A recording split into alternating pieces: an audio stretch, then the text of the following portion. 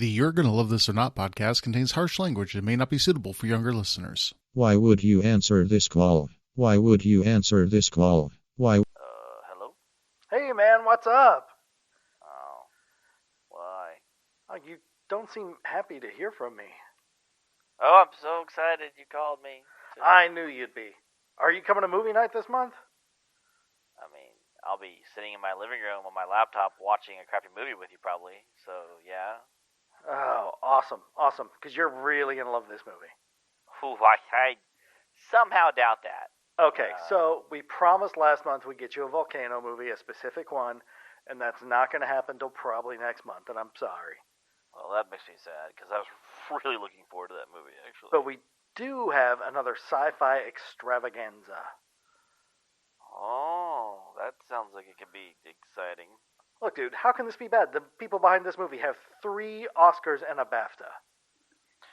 You know how many times you have told me that actors in a movie have Oscars and they're award-winning, and then we watch the movie and it's just a heaping pile of shit? Oh, come on, man. Like, more often than not. Like, I'm gonna do it, because, I mean, we're in a pandemic, and I literally have nothing else to do with my life, so... Well, way to stand behind the product. Alright, well, we're doing it 8 o'clock Friday like normal? Like always. Alright, I'll see you then. I'll see you. Alright, bye.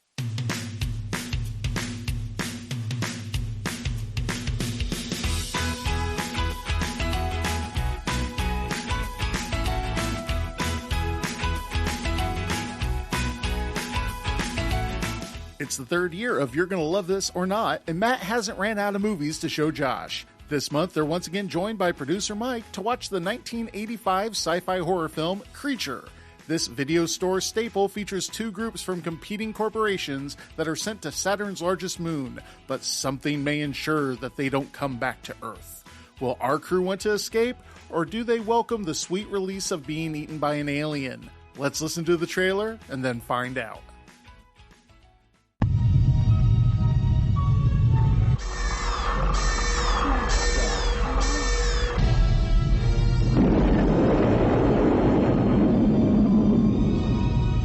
In the near future, in the shadow of Saturn's rings, stranded beneath the surface of the barren moon called Titan, scientists find the one thing they never expected. Is anybody here? Was expecting them. Oh my God! And suddenly, those who had traveled across the galaxy had run out of space. Creature. We found someone's collection of life from all over the galaxy, like a child's butterfly collection. Only some of these butterflies are not so friendly. Who wants to keep us here?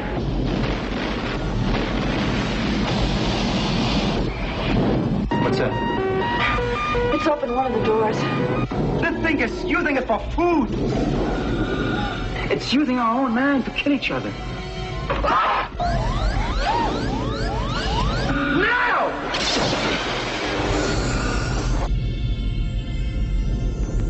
Creature. It kills to live, and it lives to kill. Mike, you son of a bitch. I know what you're talking about. I'm not on this podcast. No, you totally are. You Absolutely have decided to subject us to yet another thrillingly amazing movie that kept us all so well engaged the entire time. I stayed awake, mostly. Yeah, I paid attention to it. Yeah. So, if you guys can't tell, Mike from Comic Carnival Podcast and Our Real Lives is once again here with us to talk to us about a movie. Mostly because he subjected us to this movie. Yeah, so. See, I used to own a copy of this movie on a DVD that I'm pretty sure I bought from $1 at Dollar Tree. You overpaid. Probably, yeah. Oh wow. And I remember this movie being bad. I did not remember this movie being this bad. And so when Matt and I were trying to come up with a stupid sci-fi movie to do, this was the first one that came to mind for random reasons that I couldn't tell you. There is no reason I should have thought of this movie, but I did. And I only kind of regret it. Oh, no. And it's not so much the movie was bad. It just was so boring. It definitely sags in the middle while Like, it's trying to decide what it is. It's kind of like a lot of the movies we watched where like they started making one movie and then halfway through they were like, we should probably make another movie. Yeah, it starts out as a complete ripoff of Alien, which this movie came out in 1985. Alien, but has a middle part that's nothing like Alien. Yeah, as it sort of transforms into a 50s-ish space creature feature. Yeah, I mean, the concept for this movie was really good. Like, what they were trying to do was very interesting, and had it been executed properly, would have made for a really good movie. Because, like, it had all the right story points, and for what needed to make a good movie, they just didn't execute it. It's kind of like we didn't have a director again. Like, we keep running into these movies where they just kind of threw a bunch of semi-stars out there, and we're like, okay, you guys make a movie about some stuff, and then we'll Well, this movie doesn't even really have any sort of semi-stars in it. These guys are all sort of TV actors. Yeah, that's what I mean by they're semi-stars. I mean, this was their shot. The one guy was Ferris Bueller's dad, so I mean, some other. I mean, they were known. I mean, they weren't like well known, but they're recognizable to anybody who grew up in that era. I mean, you would be able to watch this movie and be like, yeah, I know that from somebody place. So they're kind of like the stars in the background that you realize they exist, but you're not quite sure why they exist. So, well, I was gonna say we've got Stan Ivar played Mike Davison, or Davidson as it gets pronounced once or twice in the movie. He was known for The Young and the Restless, and he did a few episodes of Star Trek Voyager as Mike Johnson. Was he the Young or the Restless? Yeah, I don't know. I thought you were going to ask if he was the Mike or the Johnson. I don't want to know that. I'll be the Mike. Yeah, let's see. And of course, I'm the Johnson because I'm the Dick. Yeah, we got Wendy Shaw, which is a familiar name to people because she was in an episode of Star Trek Voyager. See what I'm doing here? Who was also on a season or two of Fantasy Island. I can't remember if it's just one season or not, where she was Mr. Rourke's daughter, I believe. You would know her now because she's in American Dad. She's the voice of Francine. She also was I think she was the wife of the best friend in The Burbs. Okay, sure. I think that was the character. Yeah. She also was in Aftermash, which is kind of a TV show that would be good for this podcast if it were a movie. Oh, and Munchies, which we may end up doing in this podcast. Munchies is I think I might have a copy of Munchies, actually. That movie. I love it. Yeah, I like snack food Munchies. Oh, well, that's what Munchies is about, sort of. If you like, a Gremlins ripoff. And Harvey Korman. Oh, God, I forgot Harvey Korman was in that. He's in a dual role in that. Okay. Holy shit. Well, I guess I'm going to try to do a recap of this movie as best I possibly can because it was really hard to pay attention to this movie. It's like a less interesting Solaris. I just like to make Solaris references now. That's my thing. Recap this movie as best as possible, but I will probably miss quite a few things, and it'll probably be a very short recap. But here goes. So this movie starts off with these two... In the beginning. Yeah. In the beginning, there was a egg that was metal-shaped and looked like a pill, but we called it an egg. And... so these guys are exploring this cave on one of the moons of Saturn, Titan, I believe. So they're kind of exploring this cave and they find this capsule. And they're looking at this capsule and then like one guy drops his flashlight which cracks the capsule because he thinks he sees the eyes blink, but then he says maybe it's just lightning. And then so like he makes his astronaut friend sit on the capsule so they can take a picture for scale, although they have a yardstick, which they call a ruler, which is clearly longer than a ruler because it's more like a yardstick. And then these super airtight spacesuits, somehow the guy gets invaded through his butthole from liquid coming through the capsule, and it like takes over him, and I guess they die or something. And then it cuts to the space station that's over on our moon, which is apparently light years away from the other moon, Titan. And so it kind of cuts to this like spaceship that's like flying freely and then crashes into the space station and I guess kills people. I'm not really sure what happened there. There was just a giant explosion in space. And then that cuts to like this new group. They're going to go back to the moon because they think they found something there. And so they set up this voyage through the stars to go back to this place to find some stuff.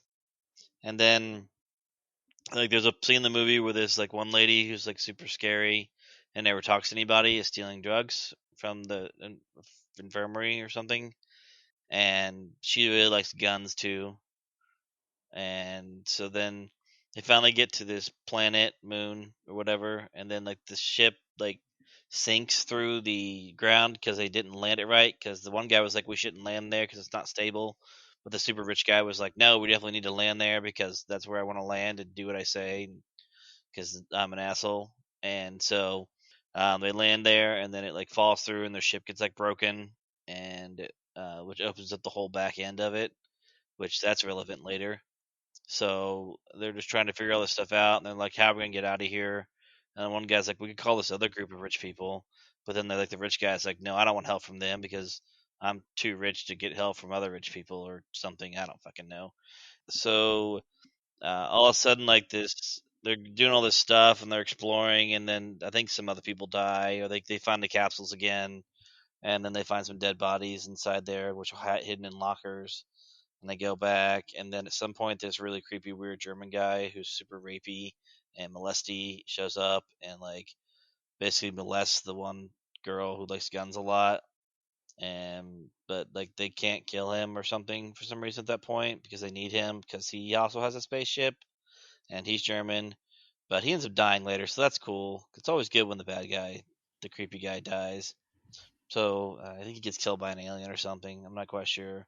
And they kind of just walk around this cave, space place, trying to find these aliens. And then like one alien takes over this really beautiful girl, and then somehow knows to use her body while it's negative 70 degrees outside, but somehow her body would hold, so stands up. And the guy's chasing her, even though she doesn't have a helmet on. And you would think he'd be like, "Well, she doesn't have a helmet on. She should be dead by now because it's negative 70 degrees outside." And then she takes off her whole spacesuit, and then somehow doesn't freeze to death right then. So that should have been a sign. But the guy was just too horny to think about that kind of stuff. So he like wants to go after, and then she like takes off his helmet and it kills him, and then he ends up having an alien on the side of his head, like this crawfish looking thing. And then he tells people to come in, and then there's a bunch of more scenes where they just kind of do stuff, and then a bunch of more people die, and the aliens keep killing off people, and then they finally kill the alien. And then they all live happily ever after or something because they get on the spaceship and leave. And that's about all the recap I can do right now with this movie. Sure. I mean, it's close enough, I feel like. I was going to say, basically, they land on Titan, get chased by an alien, and then a few of them escape, which is par for the course for movies about this sort of thing, right? Yeah, I guess. I don't know. I mean, you got to leave it open for a sequel somehow. Yeah, because they're definitely gonna make a sequel of this fucking piece of shit. Oh yeah, they could have made Creatures. Oh yeah, where they go back and there's a colony there. And was that the name of this movie, Creature? The name of this movie was Creature, although the title card says The Titan Find, which is always the sign of a good movie when they have an original title that they don't remove when they rename it to release it. Oh, okay, cool. I say we've run into that with a couple of movies, I think. When Time Ran Out, what was the other title? Earth's Greatest Explosion or something? Earth's Final Fury. That's it. But that's what it ran on TV as. This one is called Creature everywhere that you look for it. And also the Titan Find will take you to Creature everywhere you search for it. So, well, and there's also, I mean, some of that's done for copyright reasons. Like the whole reason that, I mean, this movie is in public domain, as we discussed off podcast. But one of the reasons that Night of the Living Dead is, well, the reason Night of the Living Dead is in public domain in the US is because they couldn't title it. It had a different title originally. Oh, that might be what's the deal with this one. And it didn't, when they had to change the title, something else had the same title. And I can't remember what the title was. But when they had to change the title, they didn't copyright it properly. And that's why it got put into that's why it ended up in the public domain. Yeah, that's probably what happened here as well, I would imagine. I know they didn't renew it or something back when they should have. Yeah. But also, anyhow. I'm trying to remember, in 2001, they were told to leave one of the moons of Jupiter alone. Was it Titan? I don't think it was Titan. Was it Io? Maybe Titan was a moon of Saturn. Oh, that's right. Oh, you're right. Yes, we're in the wrong planet. I said Saturn. I said Jupiter. I meant Saturn. Okay. I don't remember, honestly. That's what I was asking. I can't. Because I keep wanting. I know Titan's the most famous one. I keep wanting to say it's Enceladus, but I don't think that's right. But I can't remember. So for Jupiter, I think there's Europa and Io and maybe Europa. Yeah, maybe Europa. Yeah, maybe. I don't remember. It doesn't matter. I was trying to remember and I couldn't. It was just stuck in my head. All right. Well, Rotten Tomatoes gives this 40% for the critics. Don't know why. Don't know how. Wow. Which is amazing considering it That's only a lot of drugs. Yeah. Well, it only gets 12% audience, which also is amazing. That's a really low audience score. For these kind of movies, that's pretty rare. Letterboxd, right down the middle again, 2.3 stars. IMDb, 4.3. No Box Office Mojo gross that I could find. I did see the budget for this movie is $750,000, and this movie does not look like a $750,000 movie. It looks way better. Yeah, they definitely were using stuff they could put their hands on. I mean, I couldn't tell you exactly what stuff came from, but there were definitely pieces from other movies that they just happened to pick up, as it fell off the truck kind of stuff. Yeah, well, a I will say spacesuit this. Here, a large metal tube there. Well, the LA Effects Group was in charge of the special effects for this movie, and you probably know them. The two from the LA Effects Group that worked on this are Robert and Dennis Skotak, who, between them, have 3 Oscars and a BAFTA. Most notably for a movie they made the next year called Aliens. And they went from an Alien ripoff straight to Aliens. They won for The Abyss, which has incredible effects. Oh, God, I love The Abyss. And T2 Judgment Day. Man. Yeah, these guys... T2 Judgment Day, much like Ace Ventura sequel, is one of the ones. The second one is better than the first one. Oh, no. No. I brought it in. I haven't mentioned it in a very long time, but I got to tie it in this time. All right. You're welcome. On Amazon, this movie gets 5 stars from 12% of reviewers, who I think saw a different movie than anybody else. But, 12% audience rating on... When you and I started looking up this movie, didn't we find out that there were like 2 different ones and we had to figure out which one it was? Yeah, there were Could 2 movies. Could they be reviewing the wrong movie? Yeah. No, this is the right one. Okay. As far as I know. We've already talked about a couple of the cast members, Stan Ivar and Wendy Shaw. Lyman Ward, probably the most famous of the main part of the cast in this, because the next year he was Ferris Bueller's dad. How'd you like to go through life with the name Lyman? Yeah, works for him. I'm sure he's got more money than I do. Yeah, fair. Yeah. He also had a part in the TV movie spinoff of Aftermash. See how I'm linking things up here? Called Walter, which was where Radar became a cop in St. Louis. Yeah, he was. I seem to remember hearing he was very bitter about all that. Yeah, that was he was my favorite character in MASH. Yeah, and what they did with him after. Yeah. When I was a kid, I had a teddy bear, and he was really named after Big Bird's teddy bear, which is named Radar. But I used to tell my dad that he was named after Radar from MASH because MASH was one of my dad's favorite shows. Oh, well, there you go. And see, Walter O'Reilly had a teddy bear too. Yep. Let's see who else we got. Diane Salinger, who plays Bryce in this movie. The person that's not supposed to be very talkative, who never shuts up. Like me?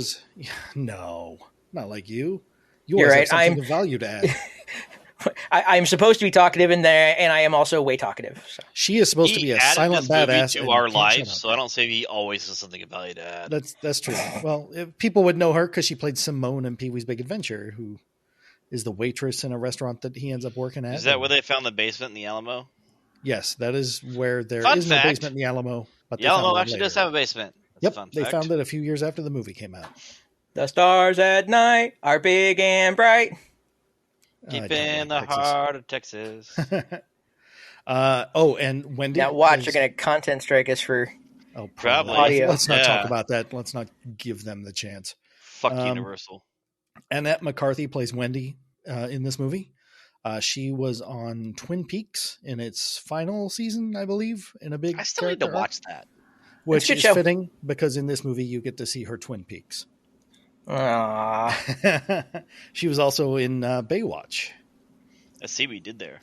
Yeah. And so basically, she's only in movies where they talk about her boobs. That's what I'm hearing. Her shows.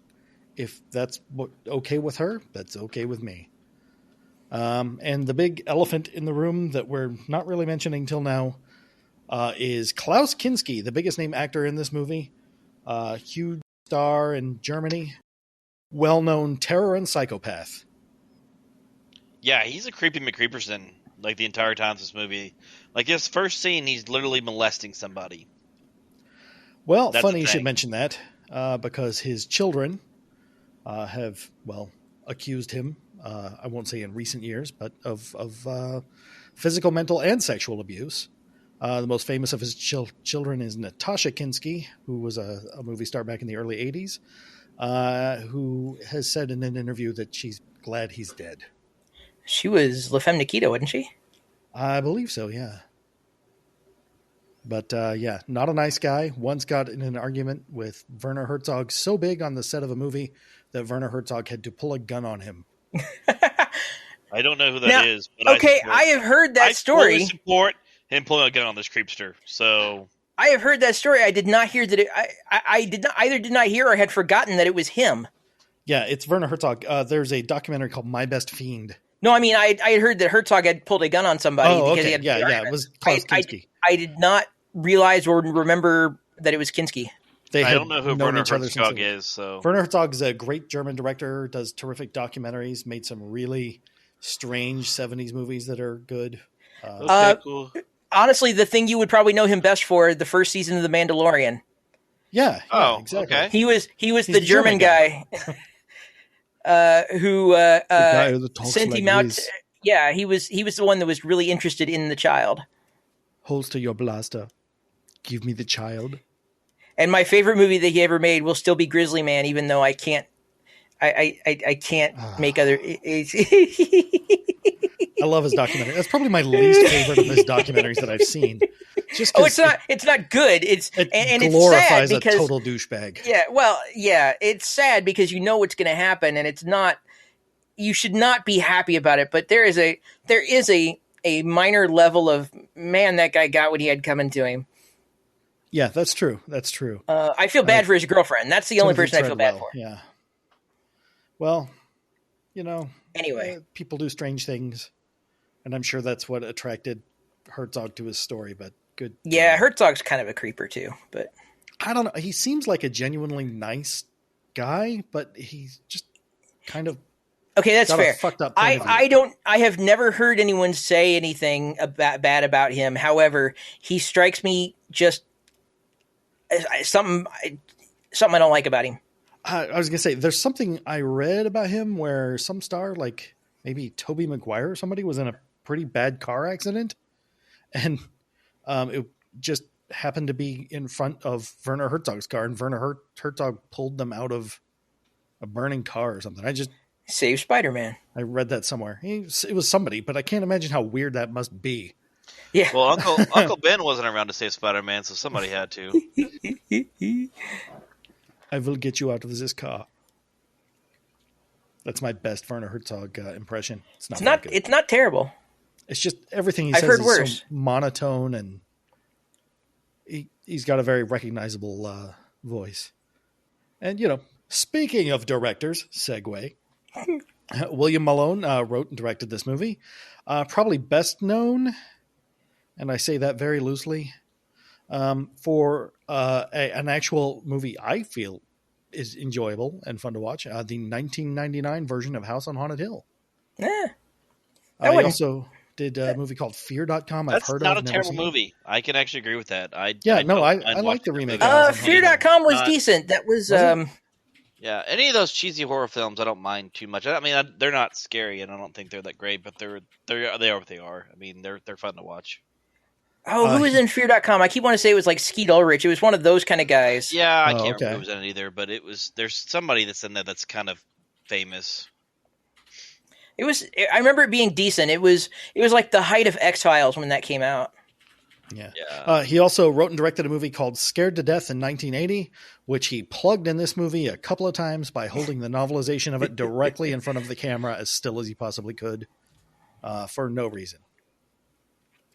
She's reading that book in the movie. I need to go see what that book's all about. Definitely going to read a novelization of a movie that I've never seen, heard of. Whatever. He also apparently is one of the foremost collectors. Is in that movie. Dorff. Okay. Fear.com. He was in a lot of stuff like that. Yeah. And then, so that's who that was. And Jeffrey Combs, Nigel Terry, a couple somewhat famous names. If you're Stephen Dorff, do you hate Tim Conway? I mean, I don't know. I do like Stephen Dorff in a movie. Blade? No. I love Stephen Dorff for the movie Backbeat. All right. It's a movie not a lot of people remember, but I really dig that movie, and I think he's terrific in it. Is that like a Gleaming the Cube kind of? No, it's about the Beatles back in Hamburg. Oh, okay. Because I think the he's tagline also was a True Detective and does a pretty good job in that. So. Yeah. I need to see that one of these days. I've never gotten around to that show. Yeah, I need to watch the rest of the seasons. I need to watch the third season. I haven't watched it yet. But I haven't watched the third season. I didn't watch the second season, but people told me not to bother. So. Yeah, it was. I've heard the same about the second season, but then with the third season, it's Mahershala Ali, right? I think so. Yeah. I love that guy. Oh, Stephen Dorff was also in Immortals and Public Enemies. So he's had some roles. Who was Dorff in Public Enemies? He was a little guy on his knees. Huh. I'm going to continue to make that Tim Conway joke until Josh gets it. I don't know what you're talking about. Oh my God! I don't know who Tim Conway is, so. Oh, you hurt my heart sometimes. I'm aware. That's actually the reason why I was created, was to hurt your heart. Tim Conway. Oh my God, you're IMDbing everybody. I know who that is. Do yourself a favor later. Go to YouTube and look up Tim Conway elephant. I probably won't, but okay. No, you should. It is one of the funniest things ever. It's back from the Carol Burnett show. And it is one of the funniest things I've ever seen. Well, I will have to try to check it out then. It's an outtake from the show. Tim Conway elephant, huh? Mm-hmm. Yep, it's pretty funny. I cannot every now and again when I need to laugh, I will go look up that video just so I can watch it because it makes me happy. I will watch it later. All right. Well, William Malone, the director, also one of the foremost collectors of Forbidden Planet memorabilia that's out there.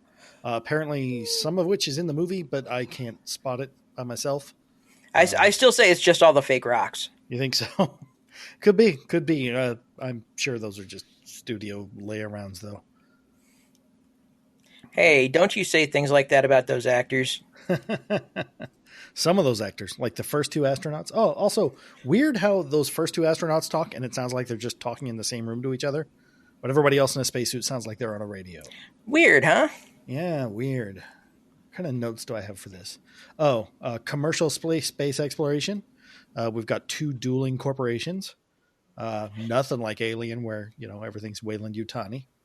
I don't know, but somebody needs to rise up and put Elon Musk, in some kind of place here. He's starting to like his role as wannabe Lex Luthor a little too much. Yeah, a little too much. Don't care for him as a person. Let's see here. Nobody in this movie has any caution whatsoever, but that's par for the course for alien if movies. you have caution, then you're not at the bleeding edge of science. Well, if they all had caution, then the movie would just be them landing, going, "Oh shit," and taking back off. That's one of the things I always take back off because they fell into the ground. So. Well, if they had caution, they wouldn't have landed there. That's one of the things I always liked about Star Trek. Star Trek walked that line where, you have so much science fiction where the movie doesn't exist if anybody is actually good at their jobs. Exactly. Well, that's the whole point of the Star Trek universe, is like they talk about how they just let humans do whatever they want because eventually it turns out okay.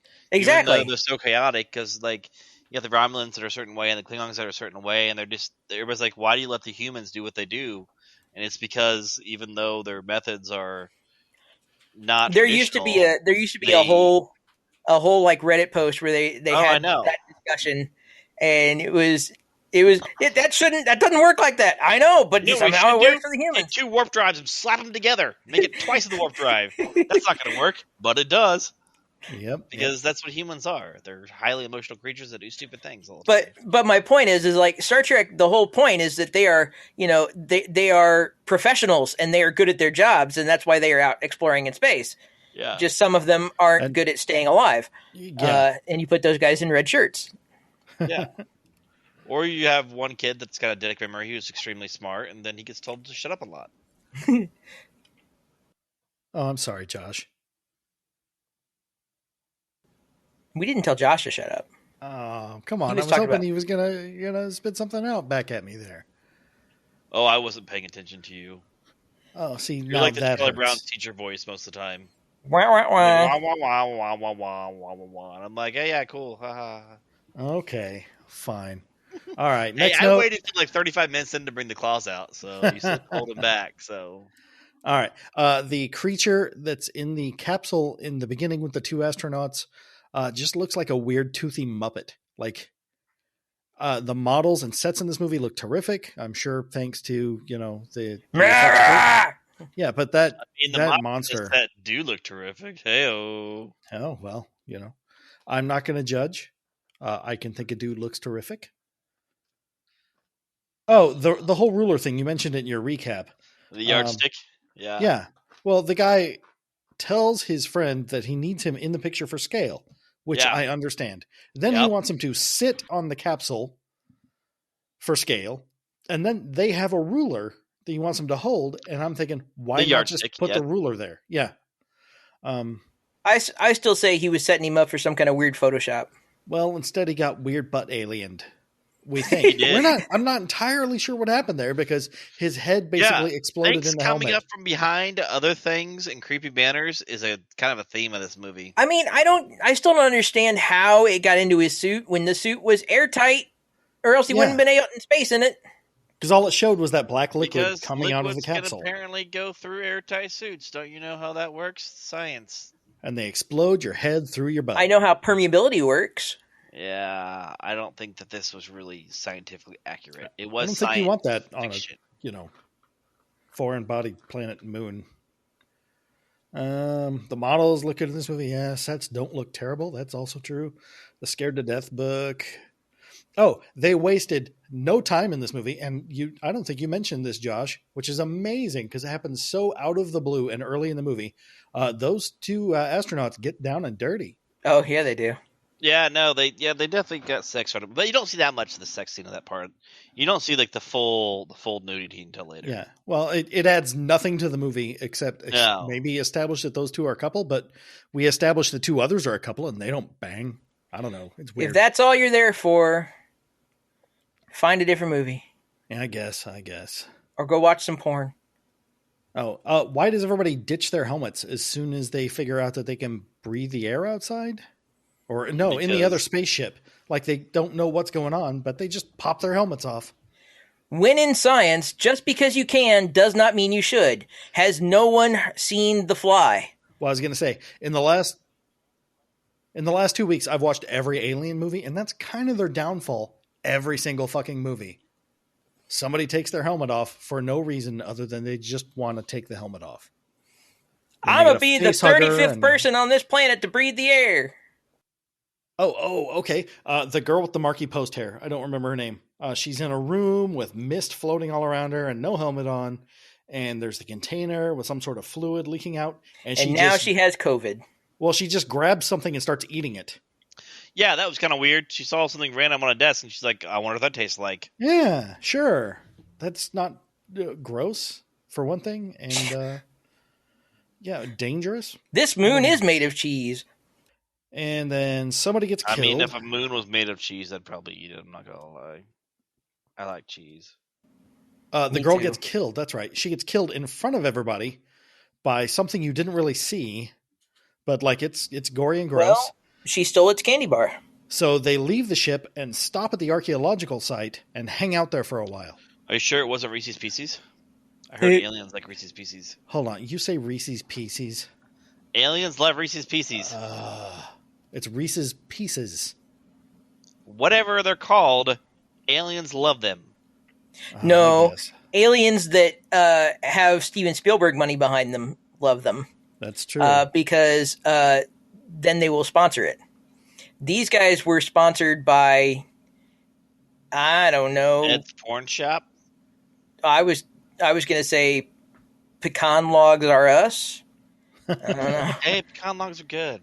Pecan logs are good. Don't get me wrong, but they do not have the budget that Reese's does. I had some Sour Patch Kids the other day, and I've been told that I'm kind of like a Sour Patch Kid. Because first I'm sour, then I'm a sweet. So. I'm still not going to put you in my mouth, so no. That escalated quickly. All right, so next up we've got Klaus Kinski entering the picture.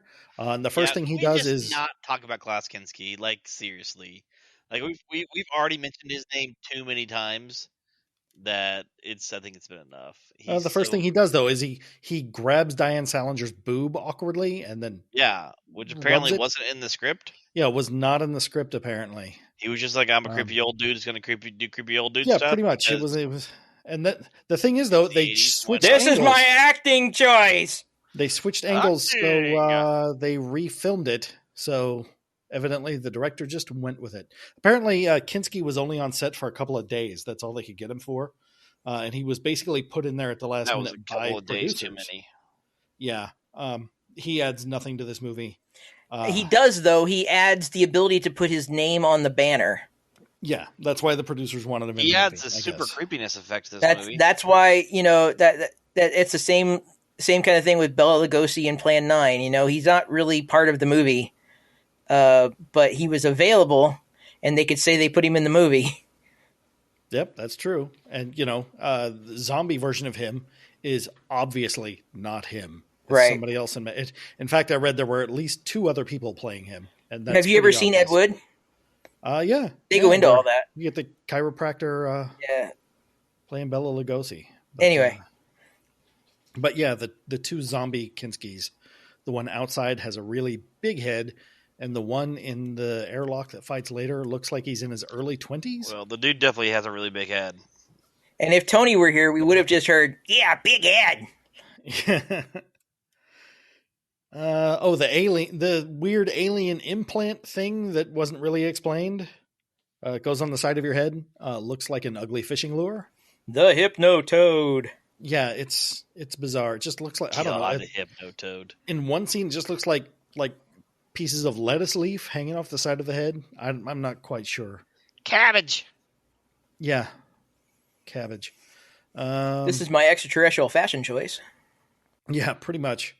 Mike, not you, Mike, the guy that plays Mike. Every time I look at him, he looks more and more like Robert Urich, which leads me to wonder if Robert Urich was supposed to be in this movie. They wanted a Robert Urich type, but on a budget. There we go. He probably auditioned for it, but he wasn't Urich enough.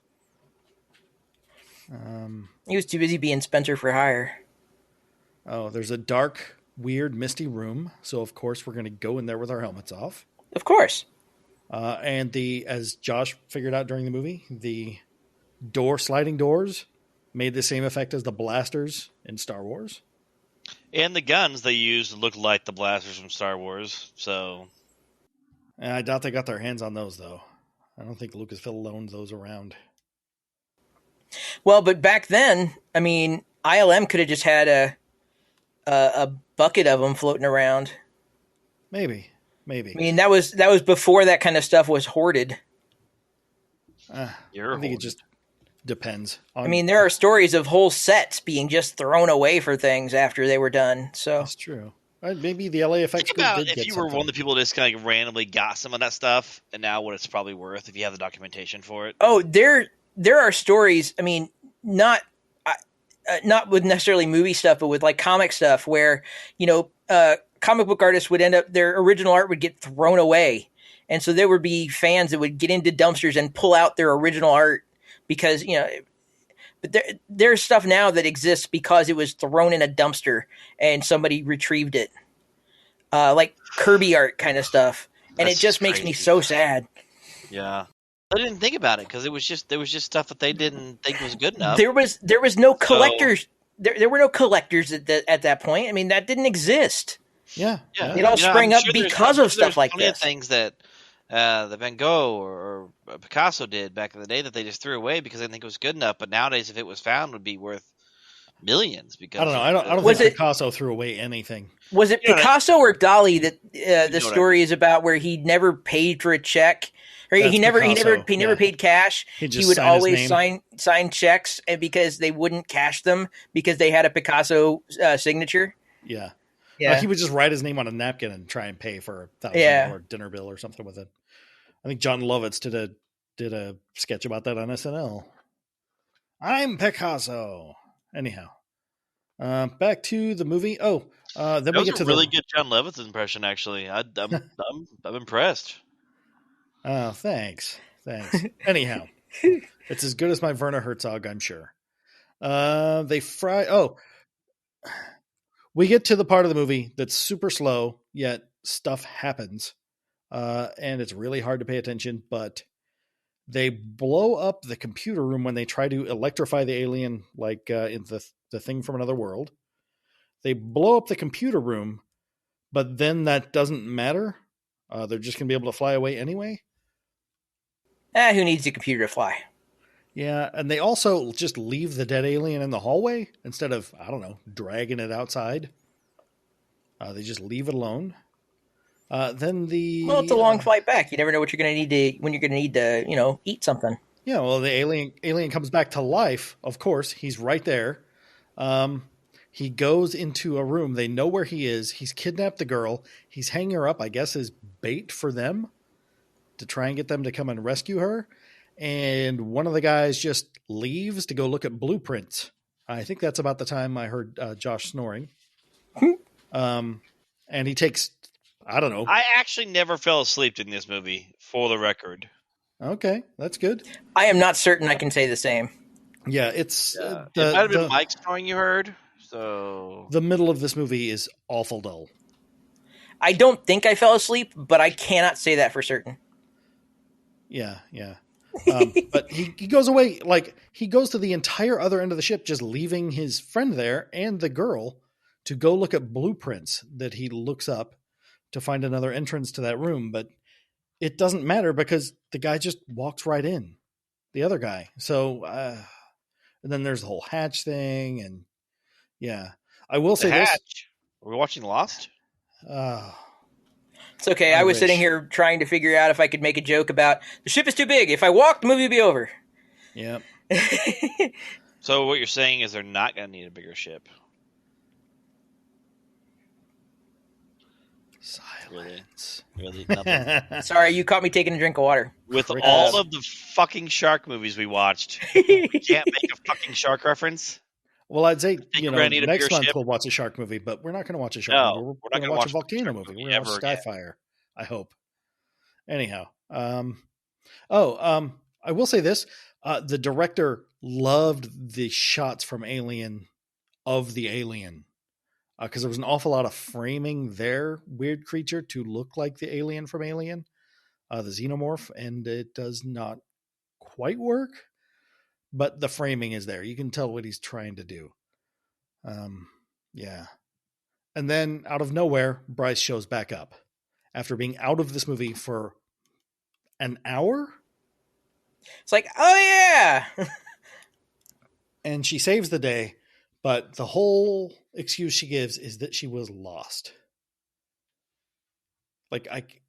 It's incomprehensible they couldn't figure out something else, because these guys act like there's 100 yards between the ships. I can't believe she just goes, "Oh, I'm sorry, I was lost."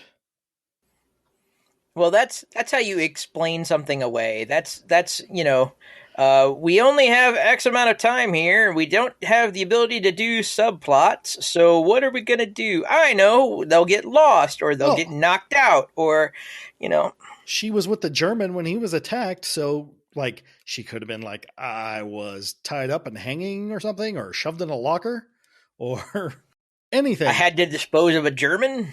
Yeah. Well, I wish she had. She's so sweet as Simone and Pee-wee. It's hard to reconcile the two characters. She steals prescription drugs in the beginning.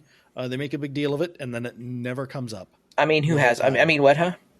Yeah, maybe she was lost because she was out just getting stoned. She was blitzed. Yep. And, my problem with all these movies, a lot of the movies that we watch, all our friends have just been murdered in front of us. Let's joke around before we leave. Happens in every one of these movies. Drives me insane. And that's it for my notes, yeah. I mean, it's like, people have died, so let's laugh about it. Yeah, well, we'll make a corny joke. In these movies, they act like there's no effect on them at all. There's no psychological... like in that one shark movie where they're literally dying and they're joking about it while they're kind of in the it's with the Stallone Nutter in it. 47 meters down uncaged? Something like that, yeah. Yeah. I liked that movie. That was fun. Of course you did. All right. Well, I do not have a game this month. But I thought we'd do something we haven't done in a while, and that's fantasy casting. Who do you think would make this movie better? Nicolas Cage. Who would be... Well, okay, outside of Nicolas Cage. Nicolas Cage makes everything better. So. Actually, I tell you what, I have to admit, Josh has a point. This is a kind of movie that is only going to be good with somebody like Nicolas Cage in it. Yeah, I mean, if Nicolas Cage is in this movie, it's 100 times better, because everything that Nicolas Cage does that's so ridiculous and amazing and awful, and it has to be that kind of over the top Nicolas Cage. Yeah. Yeah. Well, okay, he would be great as a crazy, crazy German survivor astronaut. He would do the Klaus Kinski part. Yeah, but without being so creepy and rapey. Yeah. Also, when he's in that scene, eating a hamburger or something, talking to the crew, there's 900 cuts. I'm not sure why. And it seems like he's acting in an entirely different movie. Yeah.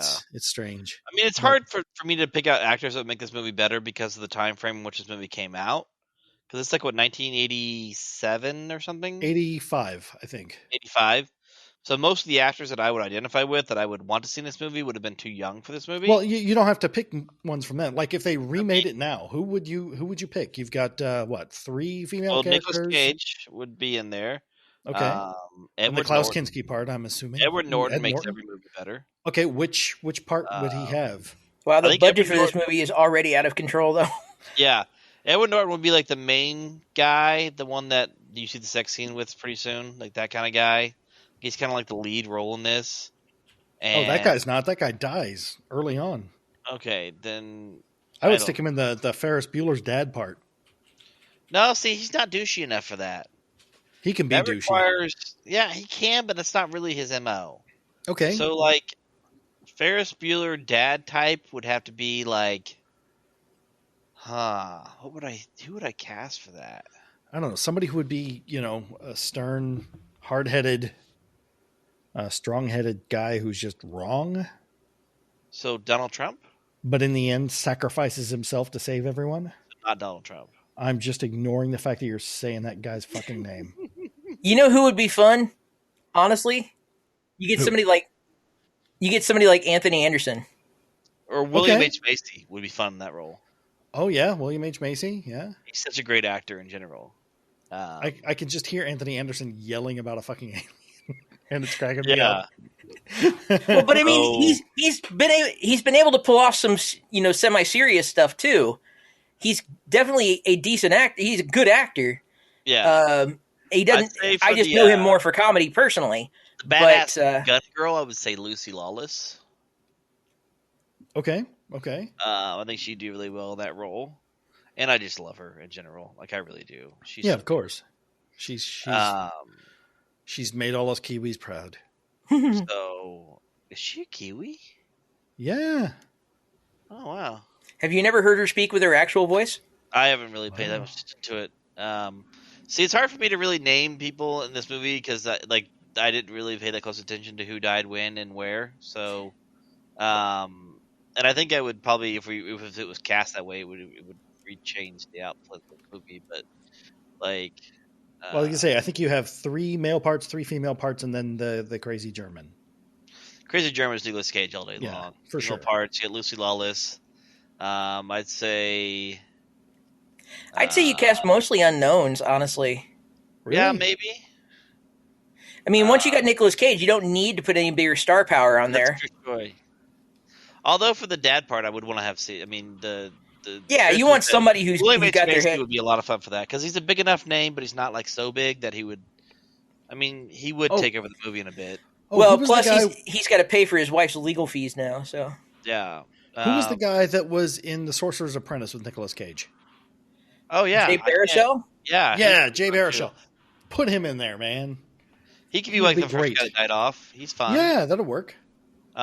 He's got a new movie that's getting ready to come out on DVD and Blu-ray called Random Acts of Violence that he wrote and directed. That and looks really good, actually. The girl that would play opposite to him would be the girl from She's Out of My League. I think that would be a really good casting there because he's in that movie. I've never seen that movie. With I can't think of her name off the top of my head, but she's well enough known, but she's not so well known. That it would be like inconceivable for her to be in there. But I can't. Yeah, I mean, then like some other minor parts of like maybe people that are kind of up and coming right now that aren't quite as big. Like, well, who's going to be your strong, silent, or supposedly silent, ass-kicking weapons expert? That's Lucy Lawless. Lucy Lawless. Okay. Yeah. Okay, I didn't know which part we were talking about. Yeah, the badass chick with the guns. Oh, you're telling me. Or the girl who plays in Mandalorian, who plays the sniper chick. What's her name? She's also a Marvel Avenger. She's also in Marvel. She's also and she's also a Disney princess. I could have said it until you started talking about her. Yeah, I cannot think of her name. Oh, I feel there too. I feel so dumb now. I know this at any other moment. Yeah, and it's gone. It is just gone at the moment. Posted something about her recently. I'm a very big fan of hers, and it's just really gone. Good. Oh, that's how I feel about Jay Baruchel. Couldn't bring the name up. But see, that's the thing. I don't know why I was able to pull it. Well, actually, I do, because I was just reading about his new movie right before I got on here. But because it literally releases on DVD like next week. Ming Na Wen. Yes. That is her name. I like her a lot too. She's really good.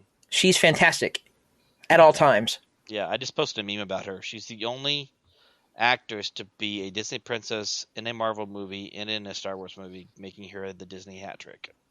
Nice. All right, is that our 3 guys, 3 girls? And she's also an Enterprise captain, apparently. And a pizza place? And a Nick Cage. No, she's not an Enterprise captain. That's Michelle Yeoh. Uh-oh. I won't mention it. We'll forget it ever happened. Sorry. I was thinking she's something else, too. She's in... I can't think, but she's in something else.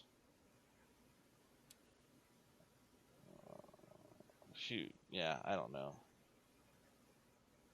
I have whispering in my head.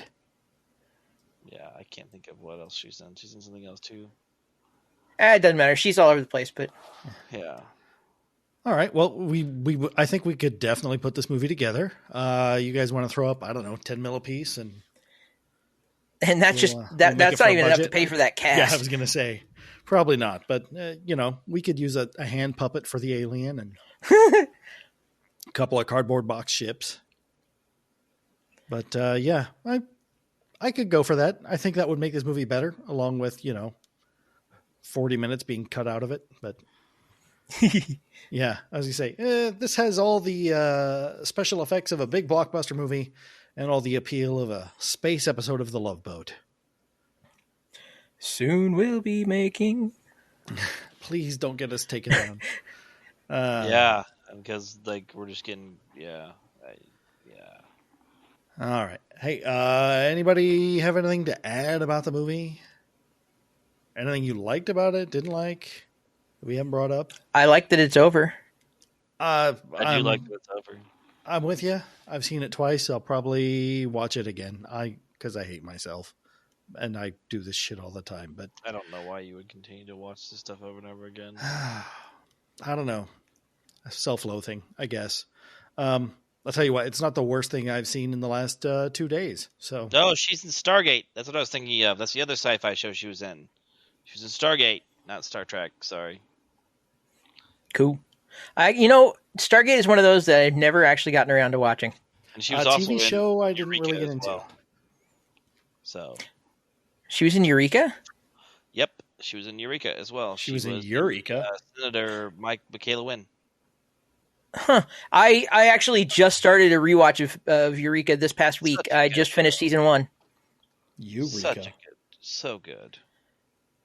I love that show so much. Yeah. And I'm ignoring Matt. I would too. It's typically a good thing to do. Ignore Matt. So, yeah. She must be in one of the later seasons because I don't remember that. Like I said, I just finished rewatching season 1, but I'll have to keep an eye out for her. She's always been a favorite of mine. So she's just so good. I mean, she really is. So, yeah. Anyway, now it's starting to get creepy, but yeah. All right. Well, I did find a 5-star review of Ace Ventura 2 just for Josh. It's from Adam Bowers. In July 2019, he watched the film and on Letterboxd left a review saying, sincerely incredible performance by an actor in a lead role. Mozart at the top of his game. Edit. Full disclosure, I saw this on mushrooms. So you got that going for you, Josh. Here I've been so nice to you. Hey, I went a whole year without mentioning that fucking movie. It's so great. I mean, it's so great. I don't know why you hate it so much. I don't get it. I don't hate it. I don't like it. It's definitely the lesser of the two. I mean, that's just your opinion, man. Oh, now and we're going. Your opinion's been wrong a lot. So, I mean, it's just your opinion, man. It's just like your opinion, man. All right. You also think that all these movies you're showing me are great, and it's been proven they're not. So. They are not great. They are fun. You and I have different ideas of fun. If we were together, it would be a lot more fun. If we were together, thanks, COVID. One of these days, we'll be back in the SFP laughing about how we're never, ever going to talk about the last year and a half. Yeah. As soon as I get a chance to get that vaccine, I'm doing it. Like, damn just it. Shoot me in the arm. If it comes from a fucking cannon full of glass and it shoots you right up the butthole, sign me up twice. Oh, wow. I don't kink shame, so do what you got to do. I need my life back. So, all right, so let's rate this movie. Yeah. Let's hear it. I'm thinking like 1.1 stars. And the only reason I'm going to give it 1.1 stars is because of the models, not the people models, but like the actual models of the spaceships and stuff, because they did do a good job. That's fair. So, that's fair. Special effects in this movie were not that bad for the time period. No, they were amazing for a $750,000 budget. They did a really good job with what they had. I mean, I know they reused a bunch of stuff that was used in previous movies, but as far as all that goes, like visually, this movie isn't terrible. Yeah, the alien does not look good. They probably spent half of the budget of this movie just making, one costume for WandaVision. Yeah, for sure. Yeah. Speaking of that, I gotta watch that when we're done with recording. It's like one layer of red paint for Paul Bettany. Yeah. All right. Well, I would give this movie, most probably because I watched the worst movie I've seen in a long time last night, Alien vs. Predator Requiem. I would give this movie 4 stars, just giving it an extra star for not being Alien vs. Predator Requiem. Yeah, I feel like I need to watch that movie. Oh my God. If I hate it, how bad can it be? Like if I hate it. And I hate it. Oh, Jesus, that movie's bad. I just remembered something about that movie. Doesn't that movie have involved with it someone by the name of Mick G? I don't believe it does. Oh, I thought he was part of that for some reason. He might be a producer or something on it. He didn't direct it. Yeah. It was 2 brothers who were special effects guys directed it. And they directed the entire movie with such darkness that you can't see anything, and when you do, it looks terrible. Well, that's the way you do special effects, so that nobody can tell how much budget you don't have. But not for the entire fucking movie. I agree. And they made a xenomorph with dreadlocks. And so much other stuff. But whatever. I'm never going to watch that piece of shit again. Anyway, I have not seen it. So. How would you rate this film? I'll give it a nice middle of the road 2.5. 2.5. Okay. I'll take that. It was dull, but my favorite thing is, dull movies. I will compare them to Solaris, because it's funny to me. I guess I still need to watch that. And I will beat that dead horse. No, you don't. It's a good movie. Don't get me wrong. It is a good movie. You're not going to be able to get through it in one sitting. I get through so many movies with you guys in one sitting. This movie's like 3 hours long, and it feels like 9. So, oh well. I've never been able to watch it in one sitting. I always fall asleep. Well, it can't seem as long as what was it? The Andy Kaufman, Bernadette Peters movie. Oh man, Heartbeat. Yeah, because that movie was like 9 days long, and yeah. Anyhow, that's all I have, guys. That's all that's on the list. That's all I have too. All right. Well, we'll wrap things up here. I love you, Josh. I love you, Mike. I think you're great. Love you guys. Miss you guys. Hope to see you guys again soon in real life. Because I miss your faces. Yeah, someday, dude. It'll happen. Hoping Matt will actually grow out a beard so he can be part of the beard trio. No, never. I really am just one step off a crazy prospector at this point. I think it's a good look for you. Yeah, Mike keeps growing beardier, so I keep thinking about cutting it, but I've been informed that I probably shouldn't. All right. So I will see you guys all next month. Yep, it's been a pleasure. Bye, everybody. Bye.